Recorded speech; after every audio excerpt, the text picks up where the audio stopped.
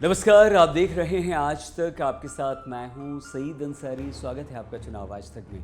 बिहार की राजनीति में इन दिनों बदलाव की बयार चल रही है। नीतीश कुमार एक बार फिर से एनडीए के पाले में चले गए हैं और अब तक अगली जातियों के सहारे राज्य की राजनीति में पैर जमाने का प्रयास कर रही बीजेपी पिछड़े और अति पिछड़ों का सम्मेलन आयोजित कर रही है। वर्षों से राजनीतिक हाशिए पर चल रही कांग्रेस नई राजनीतिक जमीन तलाश रही है और तो और अपनी स्थापना के समय से एमवाई की राजनीति करने वाले लालू प्रसाद यादव की पार्टी भी अब चिंता करने लगी है। लोकसभा चुनाव से पहले ये राजनीतिक कलाबाजियां बेहद महत्वपूर्ण सिद्ध हो सकती हैं। क्यों और कैसे, ये हम आपको बताएं। इससे पहले आप हमारे चैनल को लाइक और सब्सक्राइब ज़रूर कर लीजिए।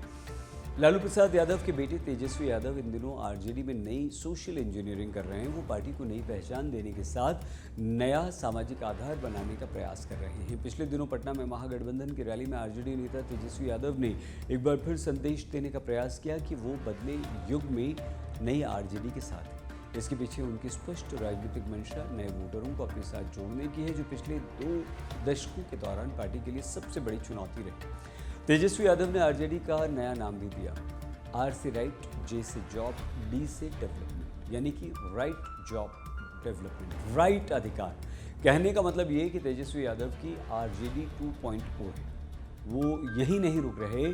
तेजस्वी ने कहा कि उनकी पार्टी एमवाई यानी कि मुस्लिम यादव की पार्टी नहीं है, बल्कि बाप BAAP की पार्टी है, जिसका मतलब है बी से बहुजन, ए से अगला, ए से अल्पसंख्यक और पी से पुअर।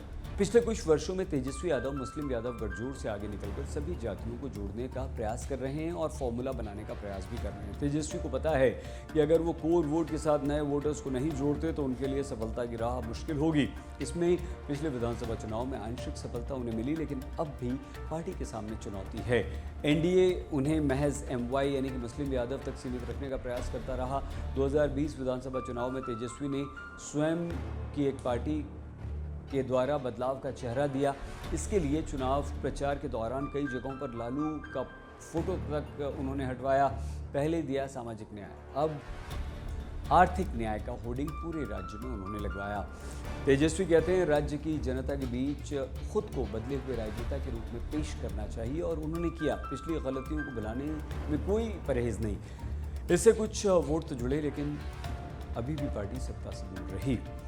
बिहार में मुस्लिम यादव वोट लगभग 32% है। अगर वो राज्य की राजनीति में अपना वर्चस्व स्थापित करना चाहते हैं तो तेजस्वी को कम से कम 10% वोटों को और अपने साथ जोड़ना होगा। इसके लिए तेजस्वी की नज़र अति पिछड़े और अगली जातियों पर है। राज्य में सबसे अधिक 36% आबादी अति पिछड़ी जातियाँ, 27% ओबीसी, 19% एससी और करीब 2% एसटी की है।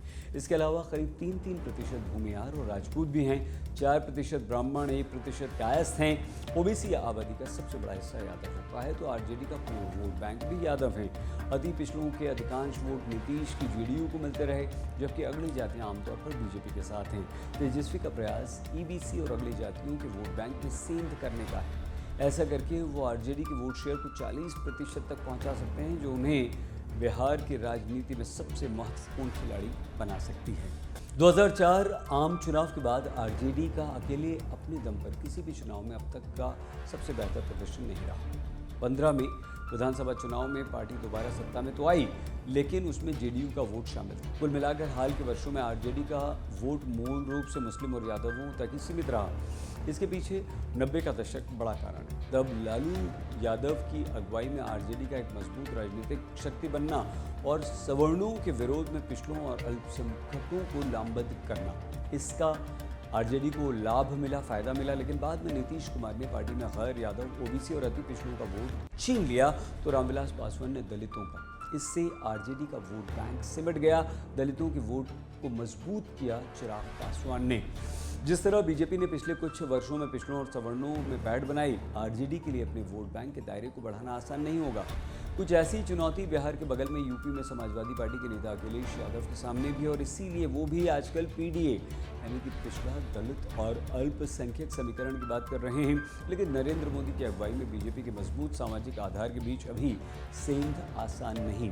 तेजस्वी यादव भी ये बात समझ रहे हैं और इसीलिए वो सबसे पहले नीतीश की अगुवाई वाली जेडीयू के वोट बैंक को अपना लक्ष्य बना रहे हैं, उसमें सेंधमारी कर रहे हैं। हाल के वर्षों में जेडीयू के जनाधार में कमी आई। 2020 विधानसभा चुनाव में जेडीयू का प्रदर्शन हाल के वर्षों में सबसे खराब था। आरजेडी का गणित है कि भले ही आम चुनाव में सामाजिक समीकरणों को बढ़ाने का प्रयास पूरा ना हो, लेकिन अगले वर्ष होने वाले विधानसभा चुनाव में वो फायदा उठा सकते हैं। हालांकि इस समीकरण का दूसरा पहलू भी है। आरजेडी बिहार में मजबूत एमवाई यानी कि मुस्लिम यादव समीकरण को भी उपेक्षित नहीं रख सकती। बीजेपी यादव वोटों के बीच भी समांतर सेंध लगाने का प्रयास कर रही है।